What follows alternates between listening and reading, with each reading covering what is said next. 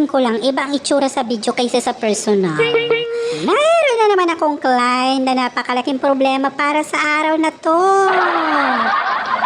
May client ako dito na stress daw siya sa kulay ng buhok niya, kaya gusto daw niya magpakulay na. Sabi ko naman sa kanya, o sige, gagawin ko hanggat aking makakaya. Sabi ko kay madam, buhok lang ang kaya ko i-transform, hindi kasama mukha ha, diba? Sabi naman niya sa akin, sige go, ang mahalaga, ma-refresh daw ang buhok niya. Sabi ko niko, okay, kakayanin ko to hanggat nabubuhay pa ako.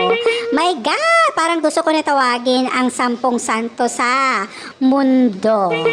O diba? O sige, hintayin nyo na lang kung magiging eksena ng buhok ni madam.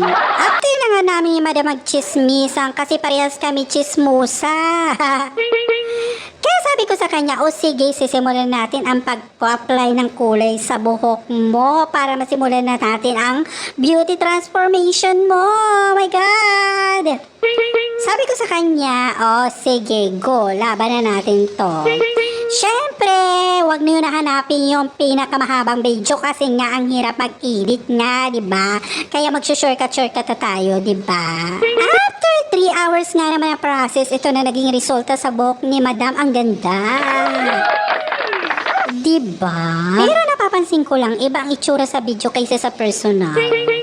Pero syempre, kinuhaan ko ng picture para hindi kayo magtaka. Ayan na, ang ganda, diba? Ano ba inantay nyo? Magpaganda na rin kayo. My God, go, go, go! Book na!